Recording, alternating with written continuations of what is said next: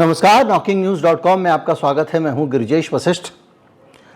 Trump आ गए हैं वापस और ट्रंप के राष्ट्रपति बनने के कई सारे मतलब हैं और ये कोई बहुत ब्लैक एंड वाइट का मामला नहीं है कि एक मिनट में आप कहें कि हाँ भाई उनके आने से फ़ायदा हुआ या कहें कि नुकसान हुआ। बहुत सारे पहलू हैं, कुछ मामले में नुकसान और कुछ मामले में फ़ायदा हो सकता है। और सबसे बड़ी बात यह है कि भारत में जो प्रतिक्रिया आ रही हैं, जिन लोगों को दुखी होना चाहिए वो खुशियां मना रहे हैं और जिन लोगों को खुशियां मनाना चाहिए वो अमेरिका की जनता को गाली दे रहे हैं कि बताइए उन्होंने एक महिला को हरवा दिया।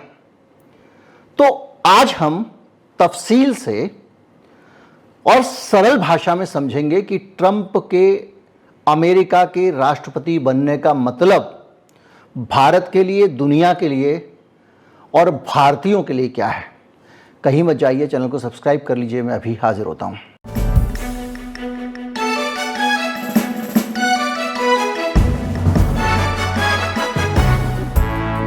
पहले बात कर लेते हैं अंतर्राष्ट्रीय संबंधों की, क्योंकि उस पर हम लगातार चर्चा करते रहते हैं। अभी आपने नोटिस किया कि किस तरह से पूरी दुनिया में अमेरिका का जो प्रभुत्व है उसको चुनौती देने की व्यवस्था बननी शुरू हो गई। भारत और चीन नज़दीक आए और भारत चीन रूस नज़दीक आए। ईरान भी उनके साथ आ गया, उत्तर कोरिया भी रूस के साथ दिख रहा और बहुत सारे दुनिया के ऐसे देश जो परिस्थितियों को बदल सकते हैं वो अमेरिका के क्लच से बाहर आने को तैयार हैं। यहाँ तक कि इन्होंने, ब्रिक्स देशों ने अपनी मुद्रा भी चला दी है समानांतर।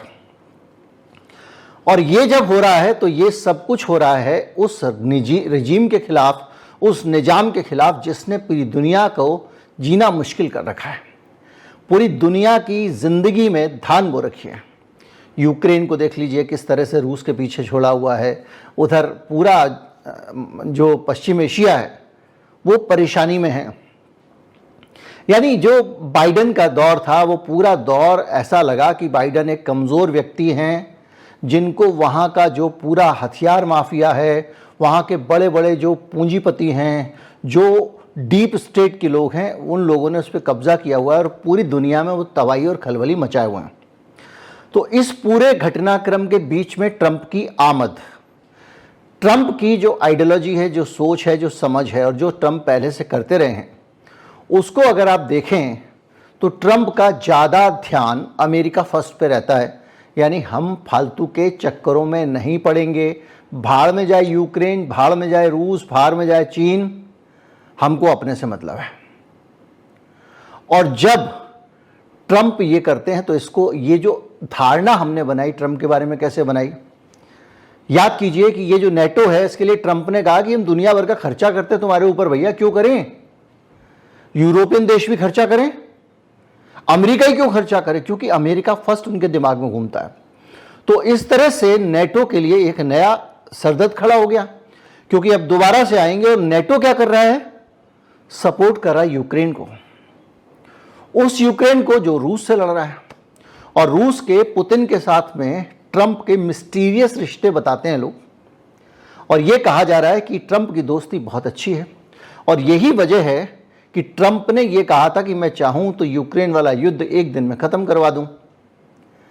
अब इस पूरे के पूरे कैलकुलेशन को आप देखो, एक दिन में वो कह रहा है कि मैं युद्ध खत्म करा दूंगा, पुतिन से भी उसकी दोस्ती है और वो कह रहा है मेरी जेलेंस्की से भी दोस्ती है। और इस पूरे वातावरण के बीच में जेलेंस्की को जो सपोर्ट करने वाला नेटो है उसको कह रहा है भाई मैं पैसे क्यों दूं, सारे पैसे मैं ही क्यों खर्चूं, हम सब दोस्त हैं, अमेरिकन सिस्टम, 4 इडली खाइए, 4 दोस्त है, एक एक इडली का एक आदमी पैसा दो। तो वो ये कह रहा है कि यूरोप के देश जो फ्री में अमेरिका से सुरक्षा का मजा ले रहे हैं नेटो के नाम पे, उनका खर्चा मैं नहीं करूंगा। तो ये दुनिया के पूरे ऑर्डर में एक नया बदलाव, जिससे यूक्रेन और रूस की लड़ाई के बीच में एक राहत की उम्मीद बनती है, क्योंकि यूरोप भी पहले ही त्रस्त है। अब अमेरिका भी हाथ खींचेगा तो कहेगा भैया तुम जानो, तुम्हारा काम जाने, और सब लोग जेलेंस्की के साथ हाथ खींचना शुरू कर देंगे। ट्रंप इसका फ़ायदा उठाकर हो सकता है कि पुतिन को और जेलेंस्की को मना ले, कोई बीच का एक रास्ता निकल आए जिसमें पुराने यूक्रेन के जो इलाके कब्जा किए हैं रूस ने, उसमें से कुछ लौटा दे। उत्तर कोरिया से इतना तगड़ा तनाव चल रहा है कि उत्तर कोरिया ने अपने सैनिक रूस के समर्थन में यूक्रेन में उतार दिए हैं। ट्रंप वो व्यक्ति है, अमेरिका का पहला राष्ट्रपति, जो उत्तर कोरिया के जो किम जोंग उन हैं राष्ट्रपति, उनके साथ मिल के आया उनके बॉर्डर पे और काफ़ी रिश्तों को सामान्य किया। बोले हम क्यों दक्षिण कोरिया पे खर्चा करके, हथियारों पे, ये वो करके अमेरिका के सर पे दर्द ले। तो कुल मिला के ट्रंप की जो पॉलिसी है, आप इधर देख लीजिए, ताइवान के मामले में भी ट्रंप की नीतियां बड़ी स्पष्ट हैं। भैया वन चाइना पॉलिसी हमने अपनाई हुई है यूएन में, हम क्यों चाइना को बांटने के प्रपंच में पड़े। तो ये अलग अलग तरीके से अगर आप देखें तो बार बार एक चीज साफ दिखाई देती है कि वो पूरी तरह से अपना खर्चा खुद उठाओ, अमेरिका फर्स्ट। एक तरह से देखा जाए तो एक राष्ट्रवादी पार्टी है जो सिर्फ अपने देश से आगे सोचना नहीं चाहती है, अमेरिका को अपने से मतलब होना चाहिए। निश्चित तौर पे इसका नतीजा ये होगा कि यूक्रेन को होने वाली फंडिंग पर असर पड़ेगा और इजराइल के ऊपर भी दबाव बढ़ेगा, क्योंकि इजराइल तमाम सारा धन, दौलत, फौज, सब चीज़ें ले रहा है। इसीलिए बनते ही सबसे पहली अपील ट्रंप से आई है गाजा से कि हम लोगों को बचाइए, ये मार दे रहा है। तो इस पूरी की पूरी तस्वीर को अगर आप देखें तो ट्रंप के आने से फ़ायदा किसको हो रहा है? ट्रंप के आने से फ़ायदा हो रहा है रूस को, क्योंकि यूक्रेन की फंडिंग अगर कट होगी तो उसकी टेंशन कम होगी।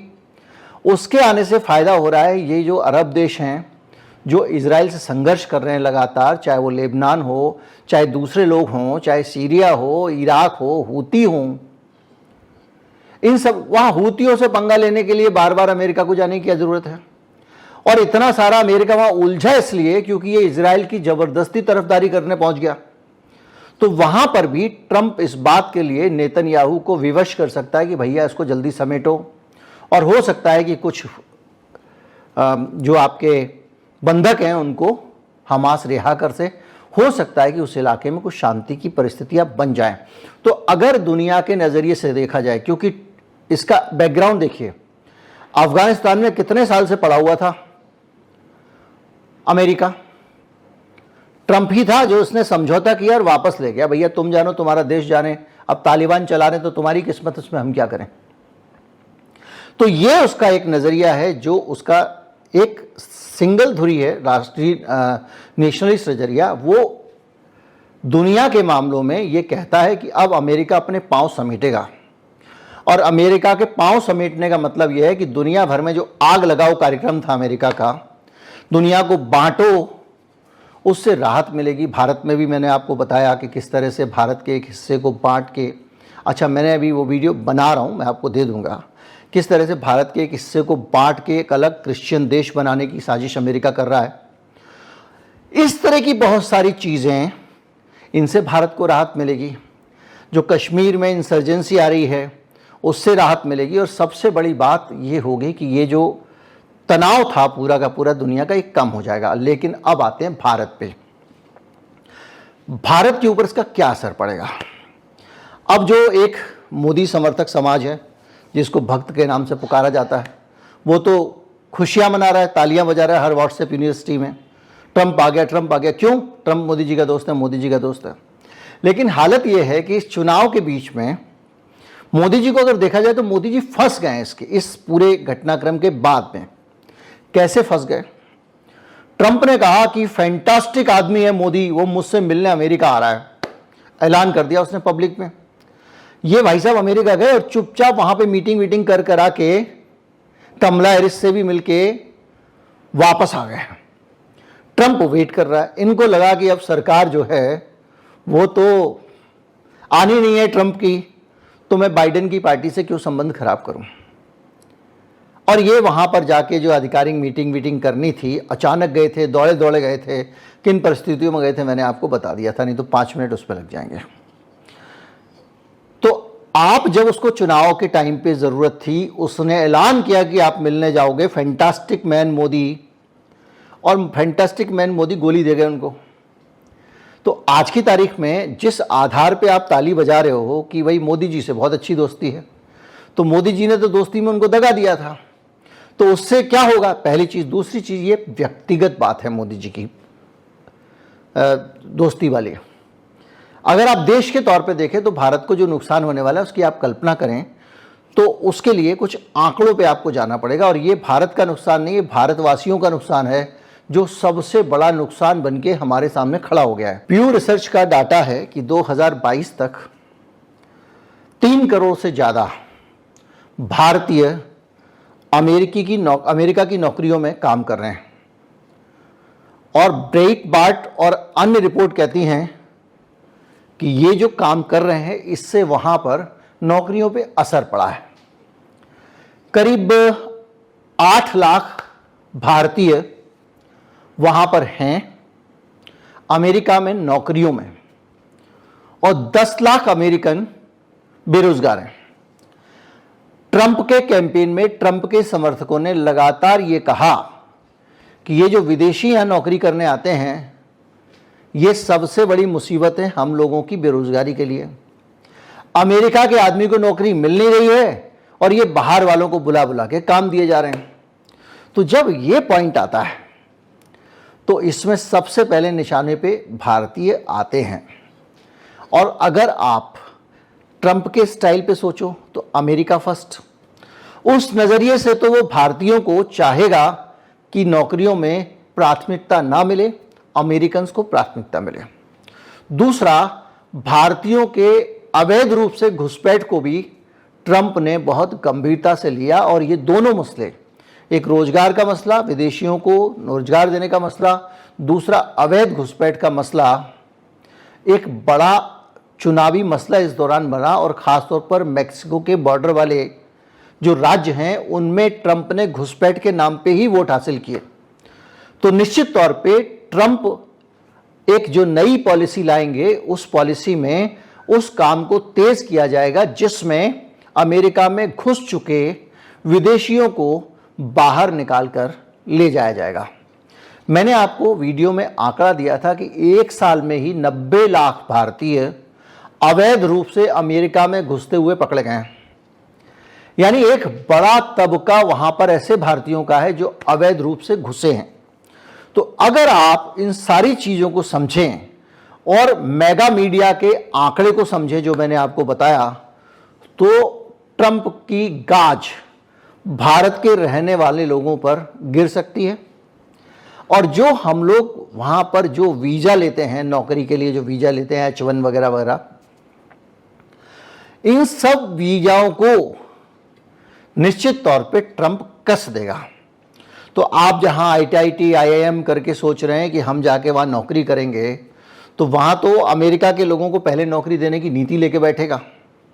तो ऐसे में जो भारत के लोग हैं उनके लिए रोजगार का संकट विदेश में भी खड़ा होने वाला है।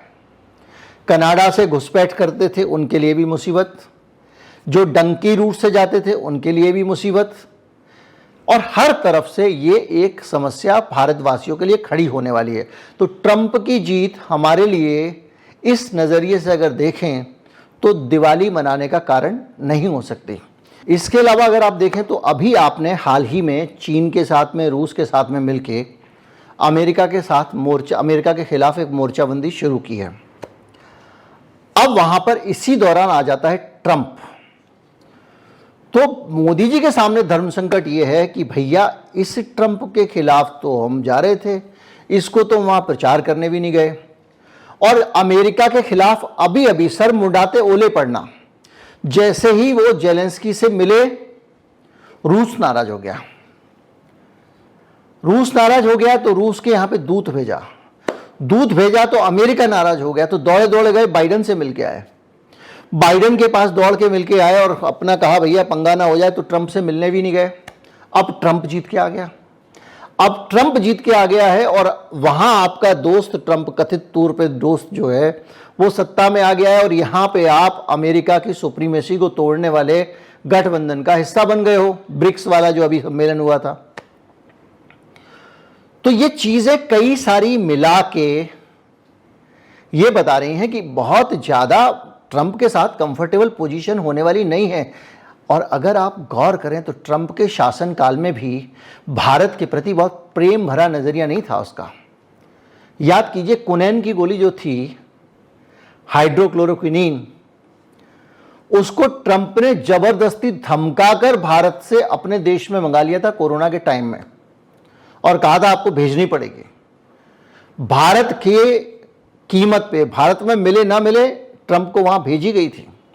हार्ले डेविडसन मोटरसाइकिल पे ट्रंप ने कहा कि तुम्हारी बुलेट आती है तो यार हम ड्यूटी नहीं लगाते हैं, और हमारी हार्ले डेविडसन जा रही है तो तुम इतनी 4 गुनी 5 गुनी ड्यूटी कैसे लगा सकते हो। तो इस तरह से ट्रंप जो है, उसका जो अमेरिका फर्स्ट वाला जो एक अप्रोच है, वो अप्रोच किसी भी तरह से आप ये सोचो भारत के लिए अच्छा हो जाएगा, नहीं होगा। ये पब्लिक जेस्चरिंग अलग होती है, जनता को दिखाने के लिए मोदी जी के साथ फोटो खिंचा लिया तो भारतीयों के वोट मिल गए। गुजरात में आके जो है ट्रंप के साथ खड़े होकर मोदी जी ने फोटो दिखा दिया, तो गुजरात के लोग जो हमेशा गुजरात में, अभी मैंने घुसपैठ का आंकड़ा बताया, आधे गुजराती थे जो अमेरिका को स्वर्ग समझते हैं, और वो लोग देखते हैं अरे ट्रंप के साथ मोदी जी खड़े हुए हैं तो वहाँ मोदी जी का स्टेचर बढ़ जाता है। तो ये पब्लिक जेस्चरिंग है, जनता का दिखावा। लेकिन असल में क्या हुआ वो आपके सामने है। अब इस सिचुएशन में एक और मसला है। मसला ये है कि अब आप कहेंगे भाई ट्रंप ऐसा कोई क्या हो गया, ट्रंप आ गया तो क्या हो गया, इतनी पावर थोड़ी है ट्रंप में। क्योंकि आप देखेंगे हाउस कमेटी की रिपोर्ट आती थी जिसमें भारत में धार्मिक स्वतंत्रता वगैरह की तमाम सारी बातें की जाती थी। हम लोग कहते थे यार अमेरिकी संसद की रिपोर्ट आई है और मोदी जी भी नहीं डर रहे हैं और कुछ हो भी नहीं रहा है। उसकी वजह यह है कि वहाँ पे एडमिनिस्ट्रेशन जो है वो अलग है, पार्लियामेंट अलग है। एडमिनिस्ट्रेशन इनके हाथ में है, बाइडेन एंड कंपनी के हाथ में है, वो अपने अंतर्राष्ट्रीय रिश्तों को देख के चलते हैं। संसद की समिति वो अलग डेमोक्रेटिक तरीके का राग अलापती है, वो अलग तरीके से चलती है।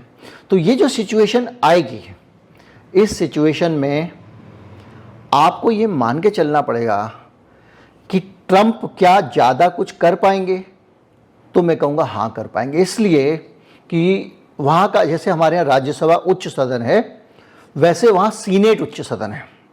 लेकिन भारत की व्यवस्था में लोकसभा बहुत पावरफुल है, वहाँ की व्यवस्था में हाउस ऑफ कॉमन्स उतना पावरफुल नहीं है जितना कि सीनेट पावरफुल है। यानी पावरफुल संस्था, बहुत सारी स्टेट्स में बहुत सारे गवर्नर्स और खुद ट्रंप, ये पार्टी हर तरफ जलवे के साथ छाई हुई है। जैसे भारत में मोदी जी का हर जगह तगड़ा कब्जा है, वहाँ ट्रंप का है। और बल्कि इलेक्शन लड़ने वड़ने के बहुत सारे तरीके भी दोनों के सेम रहे। यहाँ मोदी जी कह रहे थे कि मैं नॉन बायोलॉजिकल हूँ, वहाँ ट्रंप ने भी कहा कि मुझे भगवान ने अलग से बचा दिया, मेरे ऊपर हमले हुए ताकि मैं अमेरिका की जनता के लिए कुछ कर सकूं, भगवान का आदेश है, इधर भी है, बस नॉन बायोलॉजिकल नहीं कहा उसने। तो जो सिचुएशन है वो ये कहती है कि हमको खुश होने से पहले सोचना है। जो लोग खुश हो रहे हैं कि भाई मोदी जी का दोस्त आ गया, वो ये सोच लें कि आपके भाई बहन बहुत सारे लोग जो वहाँ नौकरी कर रहे हैं उनकी नौकरी खतरे में आ गई है। अमेरिका को जो आप एक्सपोर्ट कर रहे हो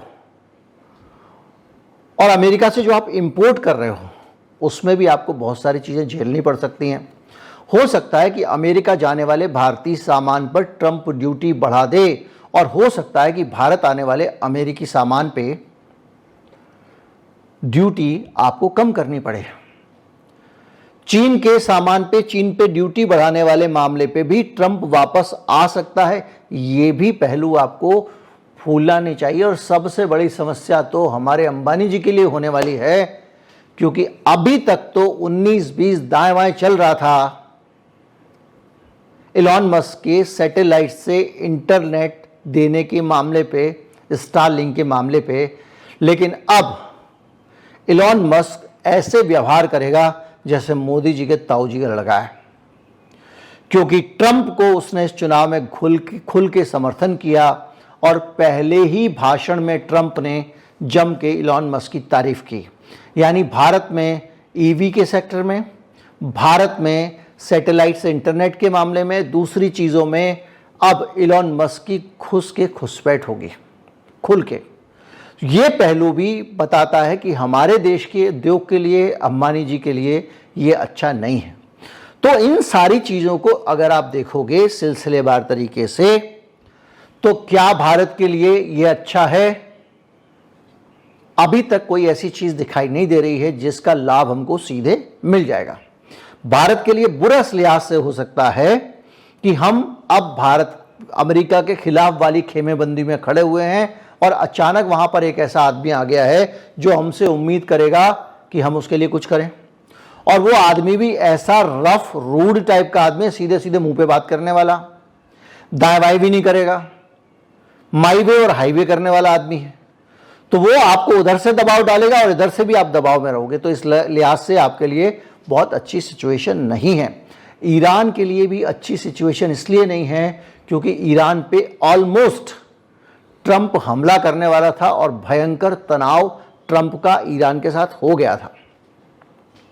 लेकिन जो अमेरिका फर्स्ट की पॉलिसी है उसके हिसाब से देखा जाए तो इस क्षेत्र में भी जितनी टांग अमेरिका ने घुसाई हुई है उनको ट्रंप बाहर निकालना चाहेगा। तो आप दुनिया में शांति के नज़रिए से इसे एक बेहतर रिजीम मान सकते हैं। ट्रंप के समय में दुनिया भर के देशों में तनाव, युद्ध और अशांतियां अमेरिका ने नहीं फैलाई। ओबामा के समय में फैलाई गई और बाइडेन आ गया ओबामा की पार्टी का, तो उसके समय में फैलाई गई। तो दुनिया भी राहत की सांस ले सकती है। जो आपके बहुत सारे मिडिल ईस्ट के देश हैं या पश्चिम एशिया के देश हैं उनके लिए भी ये राहत की खबर है।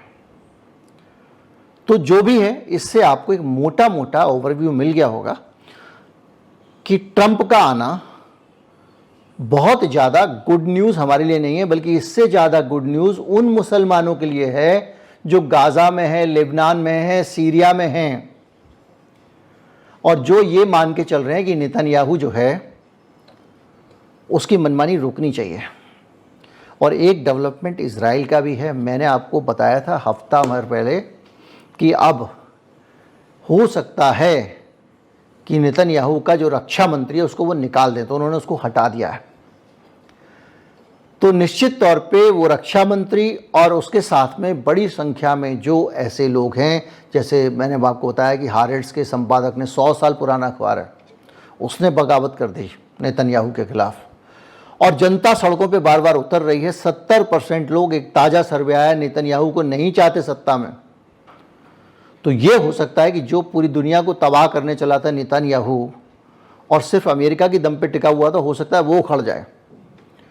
तो जो सिचुएशन है उसकी सीधी सीधी हकीकत ये है। लाभ हानि का भी आपको पता लग गया, हमें खुश होना है कि नहीं होना है इसका भी पता लग गया, और सबसे इम्पॉर्टेंट है कुछ समय अपने घोड़े थाम कर बैठिए। कुछ दिन में अपने आप पता लग जाएगा कि ये ऊँट किस करवट बैठता है, क्योंकि ट्रंप इस बार किए अपने कार्यकाल में ये उनका आखिरी कार्यकाल है। 2 ही बार राष्ट्रपति बन सकता है व्यक्ति अमेरिका में, और अपने इस कार्यकाल में वो कुछ बदले नज़र आ रहे हैं। जैसे उनके पहले भाषण में उन्होंने बहुत ज़्यादा विपक्ष पर हमले नहीं किए, जैसा कि उनकी चर्चित शैली थी, नरम दिखाई दिया। उधर उनके विरोधी जो हैं कमला हैरिस वगैरह, वो किस तरह से रोक लेते हैं, बहुत सारी चीज़ें हैं। तो अभी समय लगेगा, लेकिन मोटा मोटी जो फर्स्ट इंप्रेशन है वो ये है जो मैंने आपके सामने रखा। उम्मीद करता हूँ कि आप सरलता से समझ गए होंगे कि ट्रंप के आने का भारत के लिए मतलब क्या है। नमस्कार, जय।